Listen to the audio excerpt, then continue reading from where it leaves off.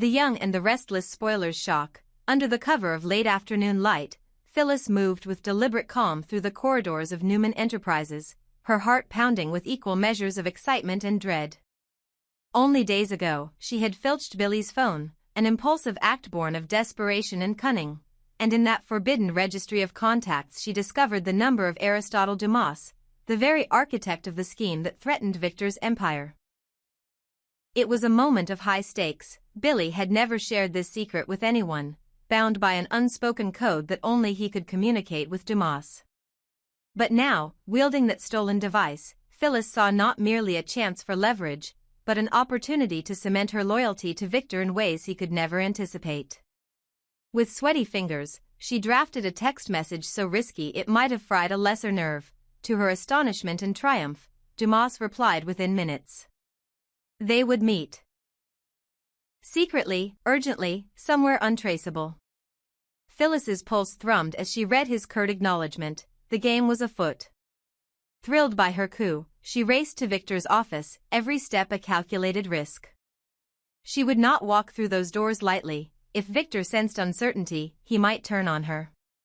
Yet when she revealed Dumas's prompt response, Victor's steely facade softened into the barest hint of a smile. The old mustache twirler was pleased indeed. Finally, proof that Phyllis could be trusted to deliver results. He leaned forward, his deep-set eyes gleaming with anticipation of triumph. He pictured Dumas bent to their will, the rival munitions magnate ready to do Victor's bidding. But Phyllis's victory was not yet secure. Half the battle remained in navigating Dumas's warning. He had stipulated one non-negotiable condition: the secrecy of their arrangement must remain inviolate, or the deal would be off, irreparably so. The risk was enormous. Exposure would unleash ruin upon Victor's carefully constructed realm, and Phyllis herself would pay a steep price. As evening fell over Genoa City, Phyllis prepared for the clandestine rendezvous at an abandoned warehouse on the city's industrial outskirts. She donned a tailored black coat to blend into the shadows, her lipstick erased save for a faint stain on her glass of wine earlier that afternoon. Each step toward the meeting point carried the weight of potential catastrophe. If Billy discovered her betrayal, his wrath would be a force of nature. If Dumas sensed Victor's reach, he might vanish like mist, and if Victor doubted her competence, she would be cast aside in an instant. Yet for all the peril, Phyllis felt a surge of exhilaration. She was at the center of a high-stakes operation, manipulating forces far more powerful than herself. As she slipped into the dimly lit cavern of steel columns and broken concrete, she spotted Dumas's silhouette, tall, imposing, flanked by two burly associates. In that instant, she recognized the precariousness of her position. One false move, one hint of collusion with Victor, and Dumas would turn on her savagely. Dumas's voice, low and measured, cut through the silence. I trust you understand the gravity of what you've done.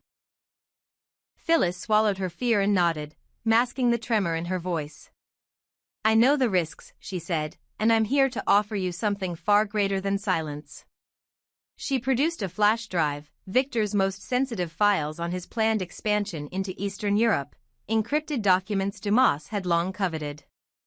This belongs to you, if you honor our pact. For a moment, Dumas's stern expression betrayed nothing, then he nodded curtly. Very well. I'll make good on my promise. Provided no word of this reaches the public or any rival interests. Break my trust, and you'll regret it. His men stepped forward. Phyllis's heart jolted as they accepted the drive and disappeared back into the gloom. She exhaled, certain she had succeeded, but doubts gnawed at her. Was Dumas already one step ahead? Would Victor's reaction be as pliable as she hoped? And would Billy ever learn of her deception? Returning to the penthouse suite where Victor held court over his empire, Phyllis recounted every detail with practiced precision. Victor listened impassively, then allowed himself a rare, genuine smile of approval. You've done well, Phyllis, he murmured. Very well indeed. You've earned your place at my side. He reached out to tap the table, signaling the end of the briefing.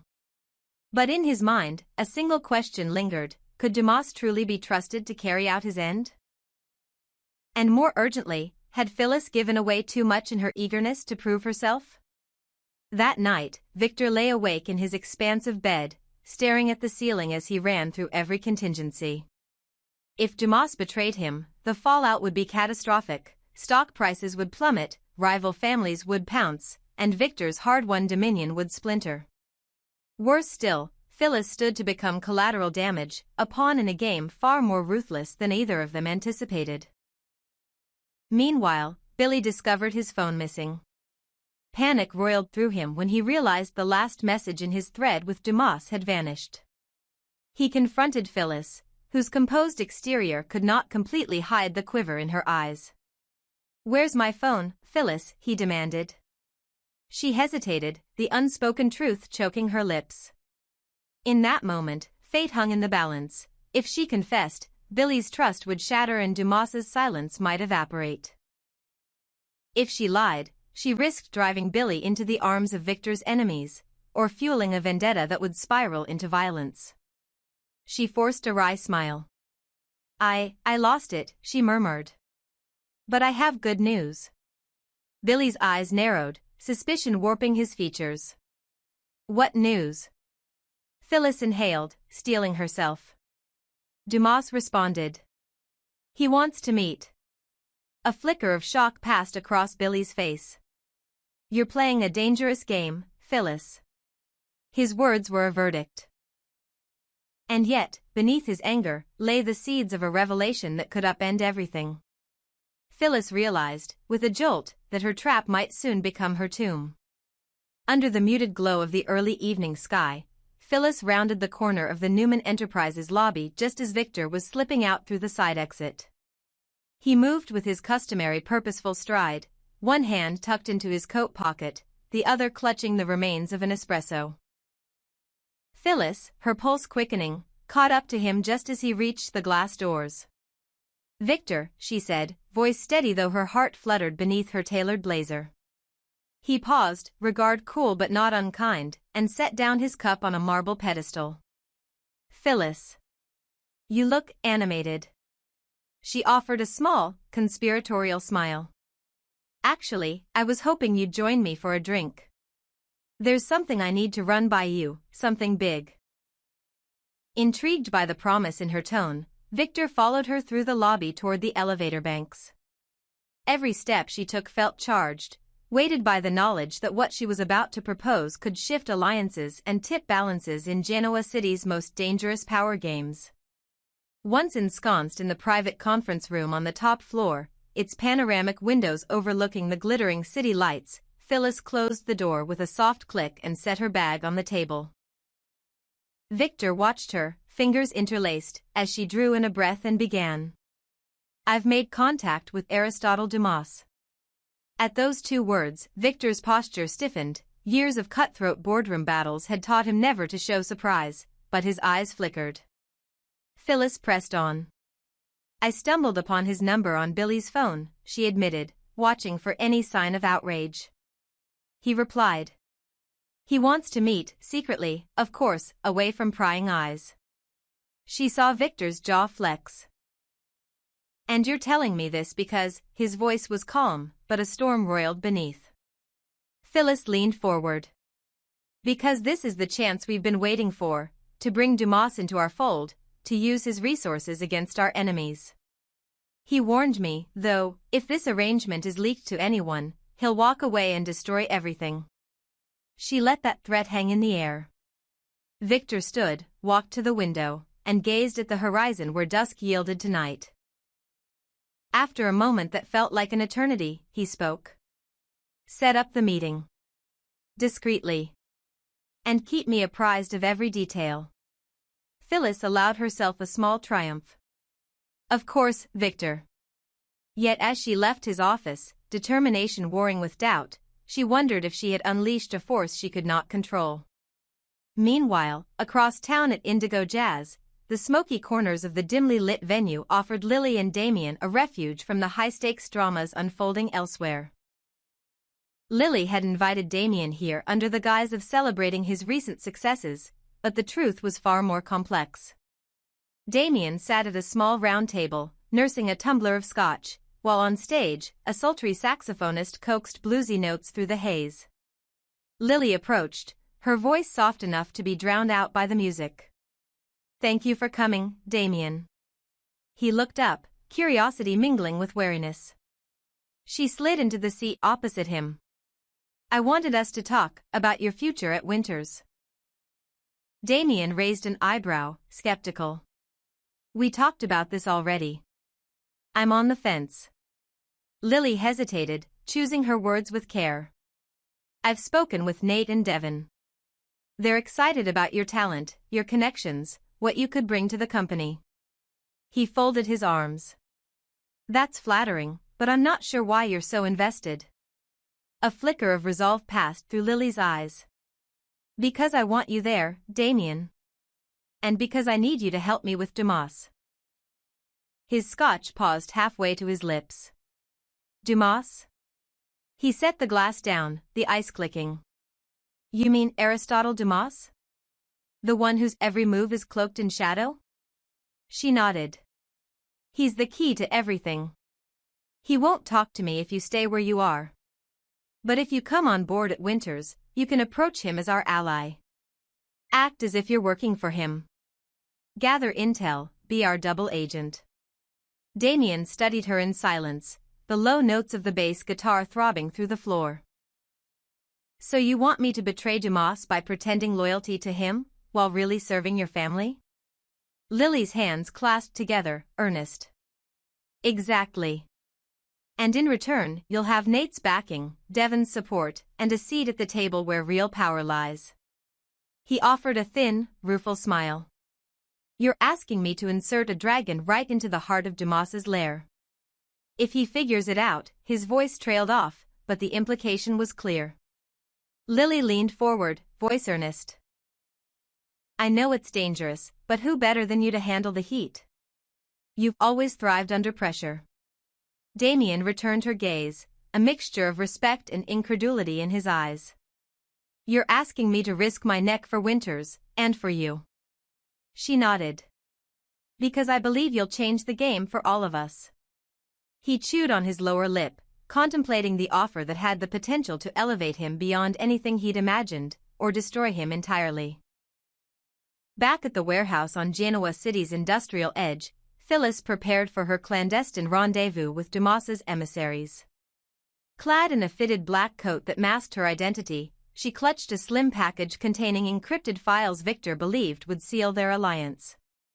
The warehouse loomed silent and cavernous, punctuated by rusting beams and shattered panes.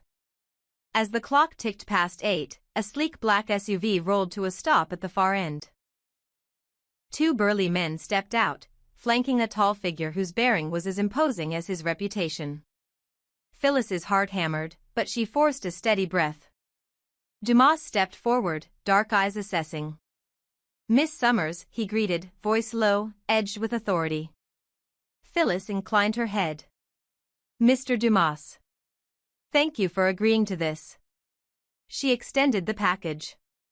"As promised, the files on Victor's Eastern expansion. Everything you requested." Dumas took it without a word, eyes never leaving hers. His men receded into the shadows, securing the perimeter. Phyllis felt the weight of their scrutiny, the razor-thin margin for error.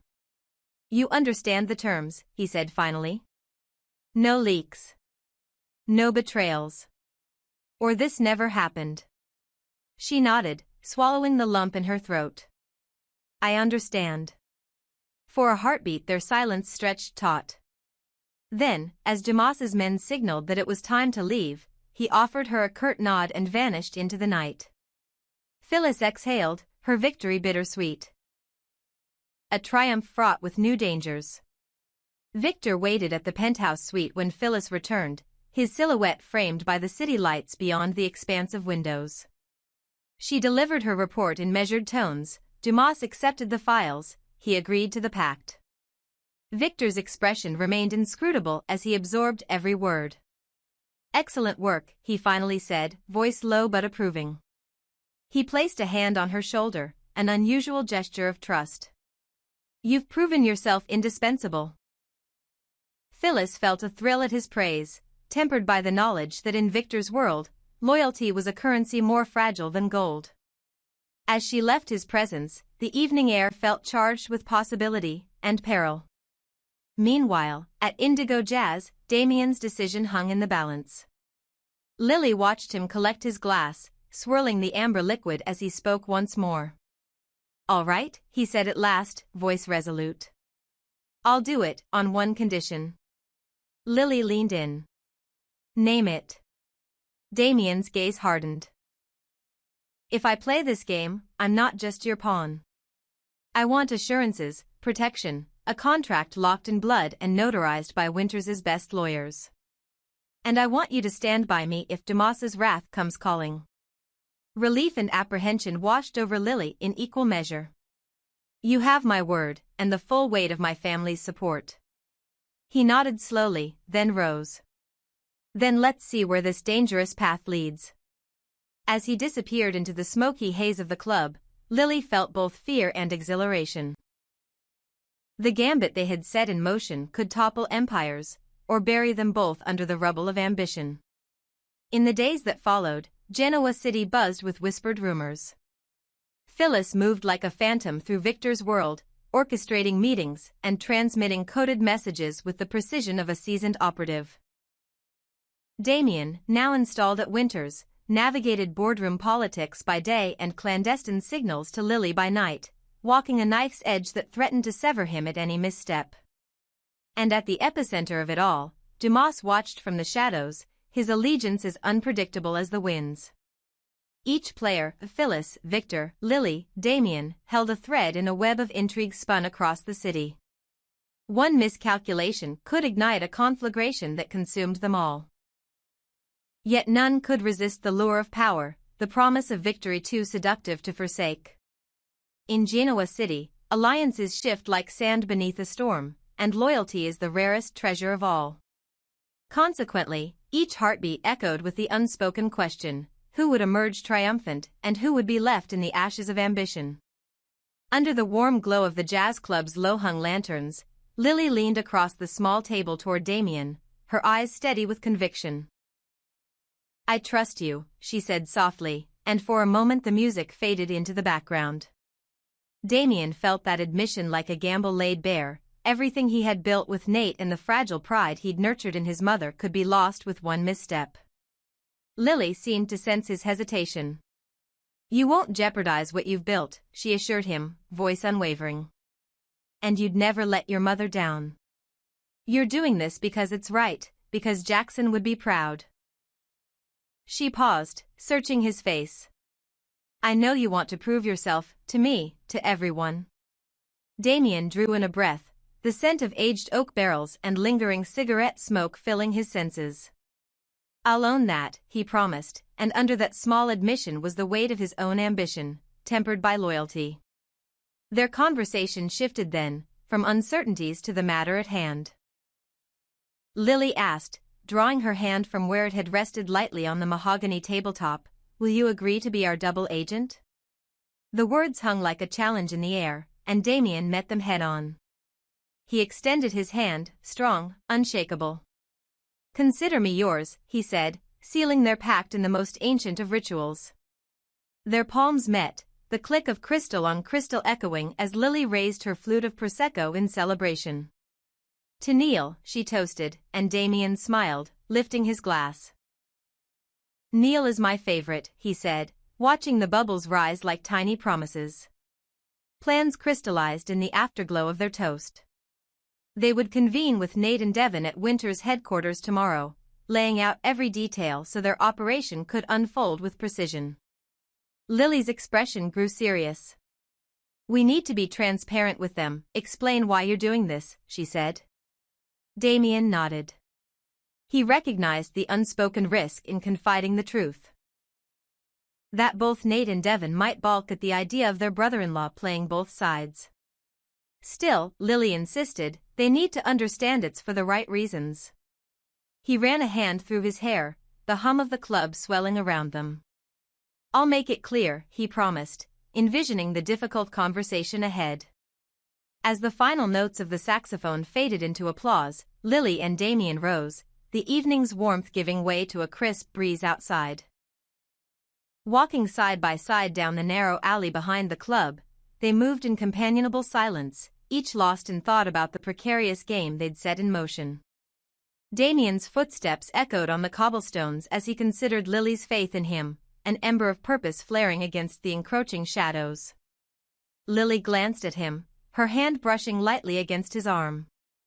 "Thank you," she whispered, and in that moment he understood how much was riding on his loyalty.